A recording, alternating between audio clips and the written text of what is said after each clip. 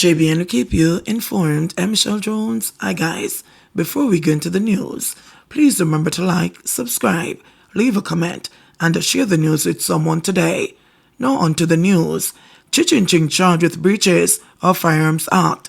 Dancehall artist Chichin Ching is to appear in court after he was charged with breaching the terms and conditions of his firearms license following a traffic stop in Portland last Wednesday.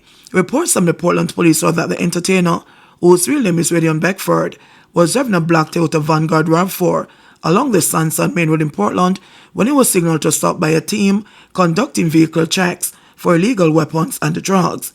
Beckford reportedly stopped, but during an interview, it was discovered that he was the holder of a Glock pistol with 50 rounds of ammunition. It is understood that Beckford had been granted a firearms license on March 2, 2023, but that the license expired on September 19, 2023. The entertainer's gun was seized and was charged for breaching Section 45 of the Firearms Act. Bike taxi operator, third murder victim within 24 hours in Westmoreland. A bike taxi operator is reported to be the third person to be shot and killed in Grange Jail, Westmoreland, in less than 24 hours. He was reportedly shot by unknown assailants while driving his motorcycle on a section of the Geneva Main Road on Saturday night. The deceased has been identified as 37-year-old Ricardo Green, otherwise called Ricky. Reports from the police are that Green was driving his red Suzuki Access motorcycle on the roadway. Upon entering Geneva, several loud explosions were heard. The police said Green reportedly lost control of his motorcycle and crashed on a section of the roadway. The police were alerted, and upon their arrival, Green was discovered lying on his back beside his motorcycle with what appeared to be multiple gunshot wounds to his upper body. He was transported to the Savlamar Public General Hospital by the police, where he was pronounced dead. It is understood that Green's murder took place at 8 p.m. Shortly after Green's killing, gunmen reportedly shot and killed 49-year-old carpenter Anthony Smith in the same community of Geneva. Reports are that Smith, who had parked his bike on a section of the Geneva Main Road, was killed in the community some 15 minutes after the bike taxi operator's murder. According to the police, Smith drove his purple Cobra motorcycle to Worry Street and stopped at the section of the roadway where he sat on his bike in front of a board shop.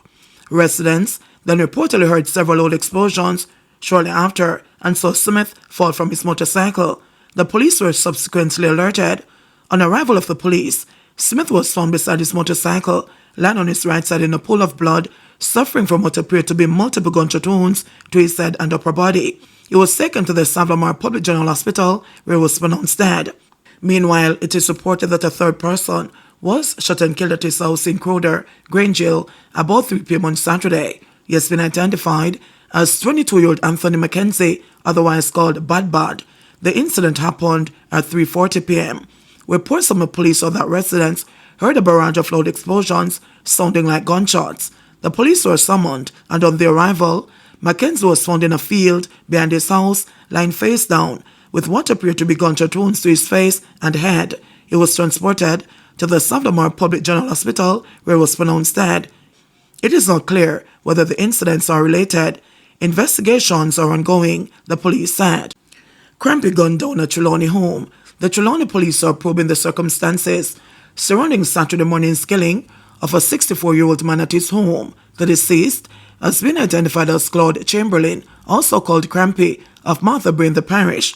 According to reports from the Corporate Communications Unit of the Jamaica Constabulary Force, Chamberlain was at his home about 9 a.m. when he was shot by men who alighted from a Toyota Axio that drove up. Upon the arrival of members of the police force who were summoned, they discovered Chamberlain's bullet-riddled body. Investigations continue. Police find gun and ammunition in Cedar Grove, Portmore.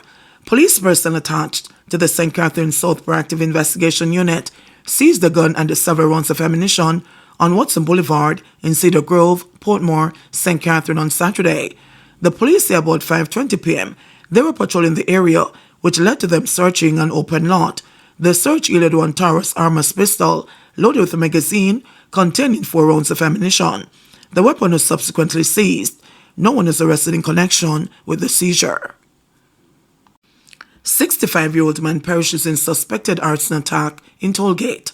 A 65-year-old man Parishioners suspected arson attack that left a 4-bedroom house gutted in Tollgate, Clarendon on Sunday. The deceased has been identified as Roy Thompson, a carpenter of Old Road in Tollgate. Another occupant, a 64-year-old amputee, managed to escape the blaze. The police say about 2 a.m. on Sunday, the occupants heard a crashing sound in a section of the house. Checks revealed that the sound came from a Molotov cocktail, with flames immediately engulfing a section of the house. Both men reportedly initially escaped the blaze, but Thompson went back inside the burning house in an effort to retrieve some items. A section of the building collapsed on him. The police and fire team were summoned to the scene, and the Thompson's burnt body was retrieved from the rubble. Immigration agents snapped Jamaican national convicted of sexual assault. The United States Immigration and Enforcement ICE Agency says officers from its Enforcement and Removal Operations, ERO in Boston, Massachusetts, have arrested an unlawfully present Jamaican national convicted of sexual assault and battery of a Massachusetts resident. On Friday, ICE said the 30-year-old Jamaican-born convicted sex offender was apprehended in Barnstable, Massachusetts.